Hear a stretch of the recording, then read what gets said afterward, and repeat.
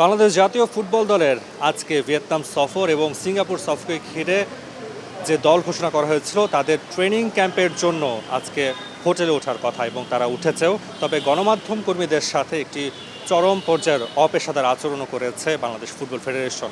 সন্ধ্যা 7টায় তাদের গণমাধ্যম কর্মীদের যে ইনভাইটেশন ছিল সেই সময় গণমাধ্যম কর্মীরা সেখানে উপস্থিত থাকার পরেও তারা হোটেলের বাইরে অবস্থান করছে। এখন পর্যন্ত কোনো গণমাধ্যম কর্মীকে কোনো দিক নির্দেশনা দেওয়া হয়নি বাফুফের পক্ষ থেকে। ফুটবলাররা ইতিমধ্যেই হোটেলে অবস্থান করছেন এবং কে কখন কিভাবে কথা বলবেন সে ব্যাপারেও কিছু জানানো হয়নি।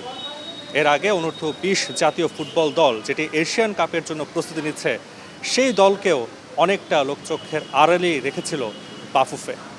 কোনো গণমাধ্যম কর্মী কিংবা কোনো মিডিয়া স্টেশনও এখন পর্যন্ত দৃশ্যমান হয়নি। বাফুফেকে এ ব্যাপারে কিছু প্রশ্ন করা হলেও কোনো সৎ উত্তর মেলেনি। কেন মিডিয়ার থেকে অনেকটা দূরে থাকছে বাফুফে, প্রশ্ন এখন সবার মুখে মুখে। ব্যস্ততায় ফিরছে বাংলাদেশ ফুটবল। সিঙ্গাপুরের বিপক্ষে এশিয়ান কাপ বাছাই পর্ব, তার আগে ভিয়েতনামের বিপক্ষে অ্যাসাইনমেন্ট। কিন্তু গুরুত্বপূর্ণ দুই ম্যাচের আগে বাংলাদেশ ফুটবলে যেন অগোছালো, একদম এলোমেলো। সোমবার জাতীয় দলের ক্যাম্পে ছিল ফুটবলারদের রিপোর্টিং, কিন্তু রাজধানীর সেই অভিজাত হোটেলে বিব্রতকর অবস্থায় গণমাধ্যম। পেশাদারিত্বের জায়গা থেকেও ফুটবলারদের ছবি ধারণে জারি হয় বাফুফের কড়া নিষেধাজ্ঞা। গেটের বাইরেই দাঁড়িয়ে থাকতে হয় সাংবাদিকদের। বাইরে থেকে ছবি ধারণের পর প্রায় 40 মিনিট অপেক্ষার পর অবশেষে সংবাদ সম্মেলনে ডাক পান সংবাদকর্মীরা। সেখানে অধিনায়ক জামাল ভুঁইয়া জানালেন, দুই ম্যাচেই জয়ের লক্ষ্য নিয়ে মাঠে নামবে বাংলাদেশ। তবে দলে কয়েকজন গুরুত্বপূর্ণ ফুটবলার না থাকায় কিছুটা আক্ষেপও রয়েছে তার। It's going to be more difficult to play against Vietnam than Singapore.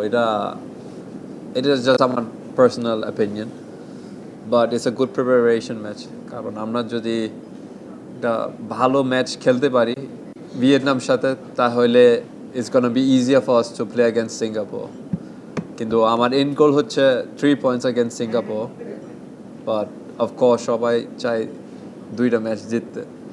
But I am 100% sure it's gonna be very difficult against Vietnam, but আমার বিশ্বাস আছে দ্যাট আমরা একটা ভালো রেজাল্ট করতে পারি। Rakib probably one of the fastest players in Southeast Asia, maybe also Asia.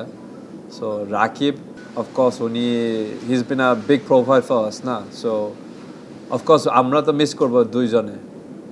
So it's unfortunate, but দুইজন কাট পেয়েছে, so they cannot play the next match. শুধু ক্যাম্প আয়োজনে বিশৃঙ্খলা নয়, ছিল কোচ হাভিয়ার কাবরেরাকে ঘিরেও গুঞ্জন। সিঙ্গাপুর ম্যাচের পর চুক্তি শেষ হবে স্প্যানিশ কোচের, এরপর টিকবেন তো? কাবরেরা অবশ্য বল ঠেলে দিয়েছেন বাফুফের কোর্টে।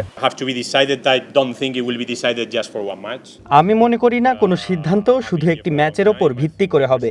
আমি এখানে অনেক দিন ধরে আছি এবং সভাপতি জানেন আমি দলকে কি দিতে পারি। সিঙ্গাপুর ম্যাচের পর সম্ভবত ম্যানেজমেন্টের সঙ্গে চূড়ান্ত আলোচনা এবং ভবিষ্যৎ পরিকল্পনা নিয়ে সিদ্ধান্ত হবে। আগামী 26 মার্চ ভিয়েতনামের বিপক্ষে ফিফা প্রস্তুতি ম্যাচ খেলবে বাংলাদেশ।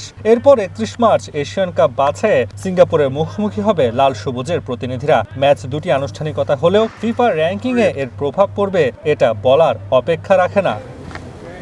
তাসওয়ান Nafi, one sports, Dhaka.